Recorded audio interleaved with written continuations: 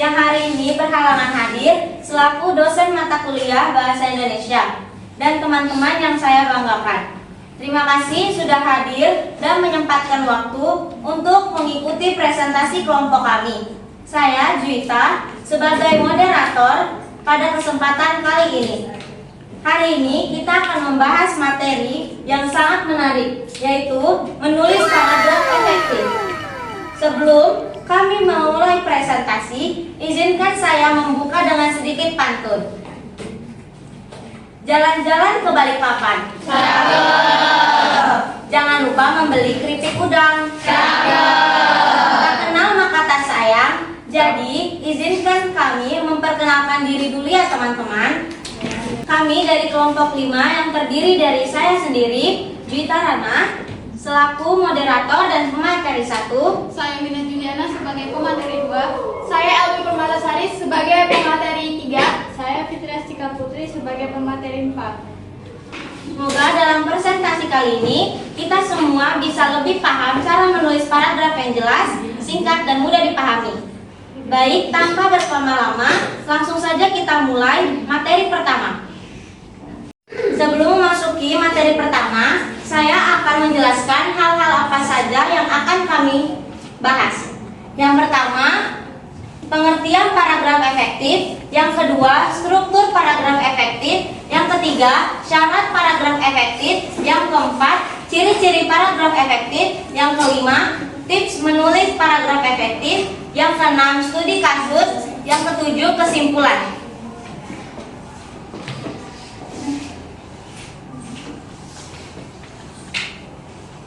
Apa itu paragraf efektif? Paragraf efektif adalah paragraf yang menyampaikan informasi, gagasan, atau pesan dengan jelas dan mudah dipahami sehingga pembaca dapat menangkap maksud penulis yang tepat. Artinya, pembaca tidak perlu menebak-nebak maksud tulisan karena setiap kalimat tersusun dengan logis dan saling berhubungan. Selain itu, pemilihan kata juga harus tepat dan tidak bertele-tele supaya makna tidak membingungkan. Baik, materi selanjutnya akan dijelaskan oleh Wina selaku pemateri 2. Untuk Wina dipersilahkan. Baik, terima kasih kepada moderator yang telah mengizinkan saya untuk menjelaskan materi ini kepada teman-teman. Sebelumnya, terlepas dari definisi tadi, paragraf efektif itu juga mempunyai sebuah struktur, sebuah syarat, sebuah aturan, dan sebuah tatanan yang bertujuan nanti agar paragraf itu tersampaikan maksud dan tujuannya kepada sang pembaca, atau mungkin kita sebagai sang penulis maupun juga kita sebagai sang pendengar nanti. Jadi kita sebagai sang penulis juga harus paham gimana sih struktur paragraf efektif itu agar nanti tulisan kita itu tersampaikan maksud dan tujuannya kepada pembaca. Lalu yang pertama di struktur ada kalimat topik, di mana kalimat topik itu mengandung gagasan utama yang ingin disampaikan dalam paragraf yang berfungsi sebagai pengantar dan penentu arah paragraf. Singkatnya, kalimat topik itu adalah kepala paragraf. Dia yang mengarahkan kemana sih si paragraf ini membahas tentang apa. Baru dari kalimat topik ini juga kita bisa tahu paragraf itu mau membahas tentang apa. Contohnya di sini, paragraf yang ini. Di sini saya menuliskan membaca buku sangat bermanfaat bagi pelajar. Dengan membaca, pelajar bisa menambah wawasan, meningkatkan kemampuan berpikir, dan memperluas kosakata. Jadi membaca buku sebaiknya dijadikan kebiasaan karena membawa manfaat bagi pelajar. Nah, untuk kalimat topiknya sendiri terletak di atas ini, yaitu membaca buku sangat bermanfaat bagi pelajar. Jadi kita tahu nih, dari secara keseluruhan paragraf ini dia membahas tentang manfaat membaca. Begitu teman-teman. Lalu yang kedua adalah kalimat penjelas, di mana kalimat penjelas mengembangkan gagasan utama dari contoh, bukti, dan analisis yang relevan yang berfungsi sebagai pendukung dan penguat kalimat topik. Jadi di atas kalimat topik pasti ada kalimat penjelas di bawahnya yang berfungsi mengembangkan ide utama topik, bisa menggunakan alasan, contoh, atau bukti biar pembacanya itu semakin paham. Lalu yang ketiga ada kalimat penutup, di mana kalimat penutup menyimpulkan atau menegaskan gagasan utama yang telah disampaikan dalam paragraf. Kalimat penutup berfungsi sebagai penegas dan pengakhir paragraf yang efektif. Jadi kalimat penutup itu menyimpulkan isi paragraf dan menegaskan kembali gagasan utamanya. Contohnya di sini tadi, Jadi, membaca buku sebaiknya dijadikan kebiasaan karena membawa manfaat bagi pelajar. Jadi, dia menegaskan kembali si kalimat topiknya ini.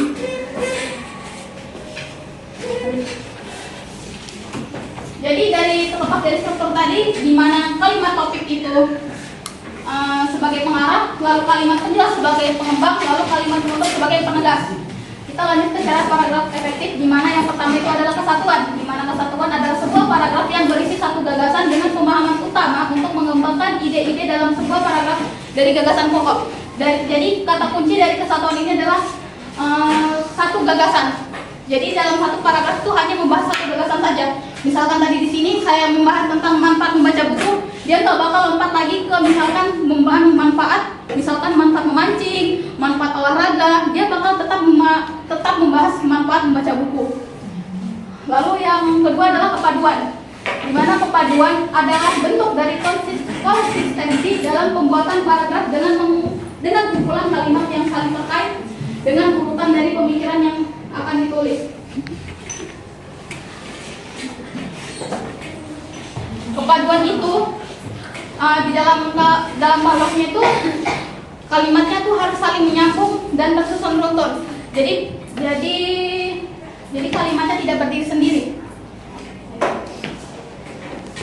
Lalu yang terakhir ada kelengkapan, di mana kelengkapan itu adalah sebuah bentuk dari paragraf yang berisi kalimat dengan penjelasan yang cukup sehingga dapat membantu dalam membuat topik utama. Singkatnya, paragraf itu harus punya kejelasan yang cukup teman-teman agar ide utamanya itu tersampaikan. Baik, sekian dari saya. Bila salah kata maafkan, saya kembalikan kepada moderator. Terima kasih Wina karena sudah menjelaskan materi 1. Materi selanjutnya akan dijelaskan oleh Elmi selaku materi 2. Untuk Elmi dipersilakan. Baik, terima kasih kepada moderator yang telah memberikan saya kesempatan untuk menjelaskan materi selanjutnya, yaitu ciri-ciri paragraf efektif. Ciri-ciri paragraf efektif yang pertama yaitu memiliki satu ide pokok, yang berarti paragraf harus memiliki satu gagasan utama sebagai pusat perhatian. Yang kedua, memiliki penjelasan tentang ide pokok yang relatif lengkap, yang berarti paragraf harus memberikan penjelasan yang cukup untuk mendukung ide pokok. Yang ketiga, menarik perhatian, yang berarti paragraf harus menarik perhatian dan membuat pembaca ingin membaca lebih lanjut. Dan yang terakhir, terorganisasi dengan baik, yang berarti paragraf harus memiliki struktur yang logis dan mudah diikuti sehingga pembaca dapat memahami isi pesan dengan mudah. Selanjutnya di sini saya memiliki satu contoh paragraf efektif yang memenuhi ciri-ciri paragraf efektif. Yang pertama, dalam paragraf ini memiliki satu ide pokok yaitu manfaat minum air putih. Kenapa? Karena secara keseluruhan paragraf ini menjelaskan tentang manfaat minum air putih. Yang kedua, paragraf ini juga memberikan penjelasan yang lengkap tentang ide pokoknya, yaitu manfaat minum air putih dapat menjaga kesehatan kulit, meningkatkan fungsi tubuh, membantu menjaga keseimbangan cairan, dan meningkatkan energi. Dan yang ketiga, menarik perhatian pembaca. Di dalam paragraf ini memiliki kalimat pembuka yang menarik teman-teman, yaitu tahukah kamu bahwa minum air putih dapat membuat kulitmu lebih sehat. Ini membuat pembaca lebih ingin tahu dan lebih penasaran dengan ada kalimat ini. Mereka akan penasaran untuk membaca kalimat-kalimat selanjutnya. Dan yang terakhir, dalam kalimat ini memiliki susunan yang logis dan sistematis teman-teman, yaitu dari adanya pengenalan, minum air putih adalah salah satu kebiasaan sehat yang dapat memberikan banyak manfaat bagi tubuh kita. Dan manfaatnya, minum air putih dapat membantu menjaga keseimbangan cairan, meningkatkan energi. Dan tipsnya yaitu sebaiknya kita minum minimal 8 gelas air putih sehari untuk menjaga kesehatan tubuh, yang membuat pembaca itu lebih memahami informasi yang telah disampaikan. Selanjutnya, tips menulis paragraf efektif. Yang pertama, fokus pada satu ide utama, yang artinya pastikan paragraf memiliki satu ide utama yang jelas. Jika tidak, pembaca akan bingung dan kehilangan arah, sehingga paragraf menjadi tidak jelas dan membingungkan. Yang kedua, gunakan kalimat bervariasi. Gunakan kalimat pendek dan panjang untuk membuat paragraf lebih menarik. Seperti saya suka membaca buku. Membaca buku memperluas pengetahuan dan membangkitkan imajinasi saya untuk menciptakan sesuatu yang luar biasa. Jadi jika tidak, tulisan menjadi monoton dan pembaca kehilangan minat teman-teman. Selanjutnya, pilih kata-kata dengan cermat. Pilih kata-kata yang tepat dan akurat untuk menyampaikan ide seperti perusahaan ini memiliki reputasi yang baik, bukan perusahaan ini cukup bagus. Jika tidak, pesan menjadi tidak jelas dan salah diartikan. Selanjutnya, gunakan transisi yang efektif. Gunakan kata-kata transisi seperti saya gitu, oleh karena itu, namun untuk menghubungkan kalimat-kalimat dalam paragraf. Seperti saya suka membaca buku, saya itu, saya juga suka menulis artikel. Jika tidak, paragraf menjadi tidak teratur dan pembaca bingung. Selanjutnya, perhatikan panjang paragraf. Pastikan panjang paragraf tidak terlalu panjang dan terlalu pendek. Jika tidak, pembaca menjadi tidak nyaman dan pembaca kehilangan minat. Dan yang terakhir, baca ulang dan edit. Baca ulang dan edit paragraf jika perlu. Jika tidak, tulisan menjadi tidak profesional dan kredibilitas penulis terganggu. Sekian materi yang dapat saya sampaikan kepada teman-teman. Kurang lebihnya mohon maaf. Saya kembalikan ke moderator. Terima kasih Almi karena sudah menjelaskan materi ketiga. Materi selanjutnya akan dijelaskan oleh Fitria selaku pemateri 4. Untuk Fitria dipersilakan. Baik, terima kasih kepada moderator telah memberikan saya kesempatan untuk menjelaskan tentang studi kasus. Jadi di sini ada saya suka membaca buku. Buku membuat saya bahagia. Saya membaca buku setiap hari. Di sini ada letak masalahnya. Paragraf ini tidak memiliki kalimat utama yang jelas. Kalimat-kalimatnya tidak tersambung dengan baik. Cara memperbaikinya yaitu dengan tentukan kalimat utama yang jelas, tambahkan detail yang lebih banyak. Seperti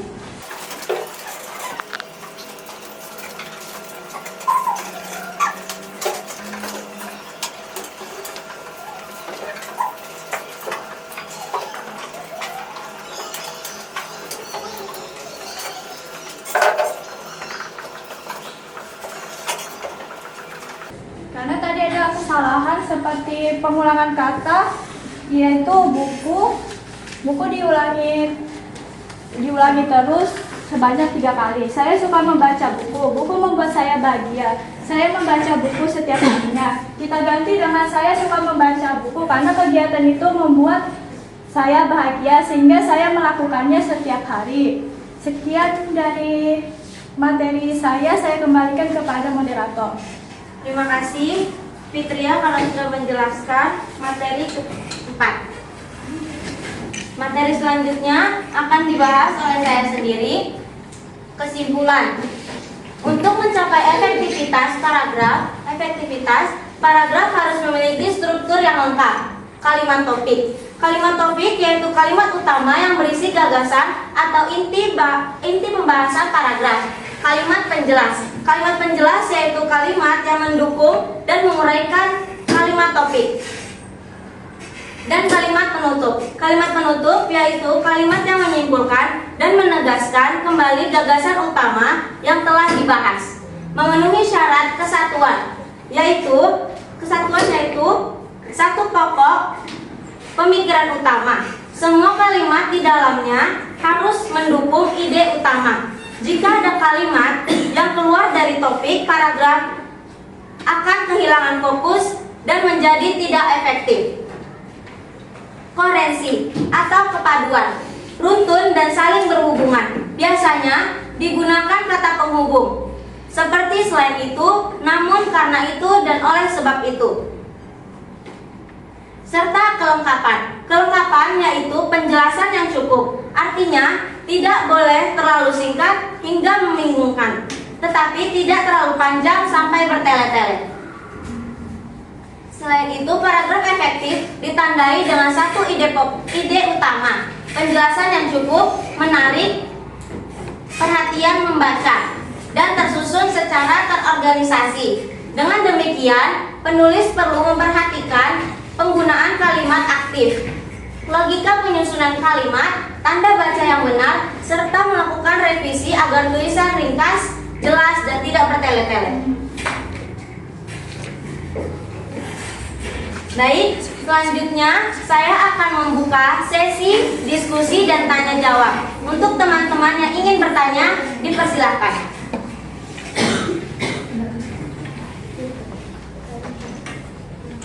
Untuk Elika, dipersilakan. Sebelumnya terima kasih kepada moderator yang telah memberi saya kesempatan untuk bertanya. Saya Elika dari kelompok 3. Pertanyaannya itu, bagaimana caranya agar kita bisa menulis paragraf agar tidak terlalu panjang dan tidak terlalu pendek? Sekian, terima kasih. Terima kasih Elika. Pertanyaannya akan kami tampung. Pertanyaan selanjutnya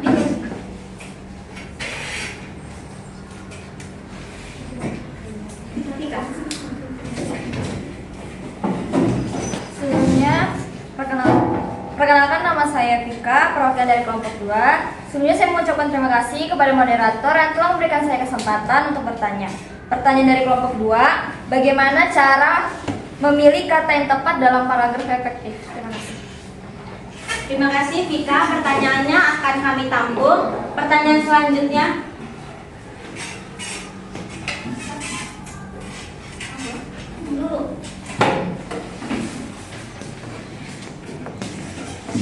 Sebelumnya, terima kasih kepada moderator yang telah memberikan saya kesempatan.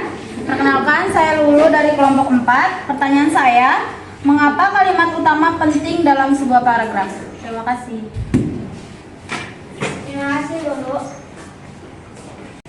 Terima kasih teman-teman yang sudah mau bertanya. Pertanyaan kelompok 3 akan dijawab oleh Fitria. Untuk Fitria dipersilakan. Baik, terima kasih kepada moderator telah memberikan saya kesempatan untuk menjawab pertanyaan dari Erika. Jadi pertanyaannya, bagaimana cara memastikan paragraf yang ditulis tidak terlalu panjang atau terlalu pendek? Di slide sini ada tips menulis paragraf efektif yang dijelaskan tadi oleh Elmi. Jadi yang pertama itu fokus pada satu ide utama, pastikan paragraf memiliki satu ide utama yang jelas. Lalu pilih kata-kata dengan cermat, gunakan kalimat bervariasi. Lalu ada juga di slide selanjutnya, baca ulang dan edit. Baca ulang paragraf dan edit jika perlu. Jika tidak, tulisan menjadi tidak profesional dan kredibilitas penulis terganggu.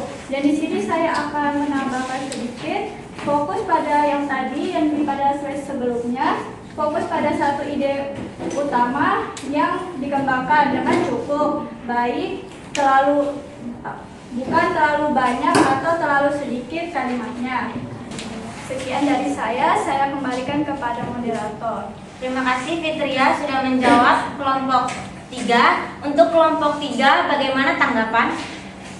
Sebelumnya terima kasih kepada Fitria yang sudah menjawab pertanyaan yang saya berikan tadi. Saya cukup puas dengan jawaban yang diberikan dan terima kasih. Terima kasih Elika. Selanjutnya pertanyaan dari kelompok 2 yang akan dijawab oleh saya sendiri. Bagaimana cara memilih kata yang tepat dalam paragraf efektif? Jadi, cara memilih kata yang tepat dalam paragraf efektif itu adalah gunakan kata yang akurat dan jelas agar makna tidak salah artikan. Hindari kata yang ambigu dan umum seperti perusahaan ini cukup bagus. Dan gantilah dengan kata yang lebih spesifik seperti perusahaan ini memiliki reputasi yang sangat baik. Dan perhatikan kesesuaian kata dengan ide utama agar pesan tersampaikan secara efektif dan mudah dipahami oleh pembaca. Sekian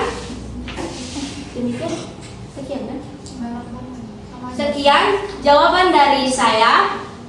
Untuk kelompok 2 bagaimana tanggapan?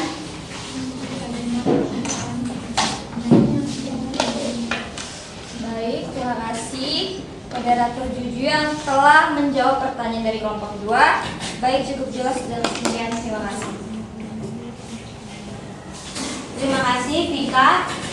Pertanyaan selanjutnya yaitu pertanyaan kelompok 4 yang akan dijawab oleh Wina. Baik, terima kasih kepada moderator dan terima kasih kepada kelompok 4 atas pertanyaannya yang unik. Izinkan saya menjawab. Sebelumnya kembali ke slide tentang struktur. Nih, kita kembali ke struktur paragraf efektif. Jadi pertanyaannya adalah mengapa kalimat utama penting dalam paragraf? Jadi kembali ke paragraf yang tadi. Membaca buku sangat bermanfaat bagi pelajar. Nah, di sini kita tahu nih kalimat kenapa penting? Karena mengarahkan kita nih kemana sih arahnya si paragraf ini. Nah, kita tahu kan kalau dia membahas tentang manfaat membaca. Lalu dia itu menjadi inti dari seluruh paragraf. Dari kalimat utama pembaca ini langsung bisa tahu kalau si paragraf ini tuh pasti membahas tentang manfaat membaca. Jadi kita bisa bayangkan nih, misalkan kita dalam perjalanan kan, nah kita itu nggak tahu mau kemana. Nah kita bedakan kalau misalkan kita dari awal dari rumah nih, udah plan kita tuh mau ke Poltek. Nah tujuan kita pasti mau ke Poltek kan, nggak mungkin kita mau ke Indomaret, nggak mungkin kita mau ke Alfamart, gitu teman-teman. Nah jadi penting karena dia menjadi inti dari seluruh paragraf dari kalimat utama. Mereka langsung tahu nih apa yang mau dibahas dari paragraf tersebut. Sekian dari saya kembalikan kepada moderator. Terima kasih Wina karena sudah menjawab dari pertanyaan 4, kelompok 4. Untuk kelompok 4, bagaimana tanggapannya? Baik, terima kasih kepada moderator dan terima kasih untuk Wina telah membantu menjawab pertanyaan dari kelompok kami. Saya rasa sudah sangat cukup puas dengan jawabannya. Terima kasih. Terima kasih kepada teman-teman yang sudah bertanya. Saya lanjutkan sesi pertanyaan yang kedua. Leri. Terima kasih kepada moderator telah memberikan saya kesempatan untuk bertanya. Saya Keisha dari kelompok 6 ingin bertanya, apa manfaat penggunaan kata penghubung seperti selain itu, namun, atau, dan oleh karena itu? Terima kasih. Terima kasih Leri dari kelompok 6. Pertanyaannya akan saya tampung. Selanjutnya, pertanyaan selanjutnya. Neza.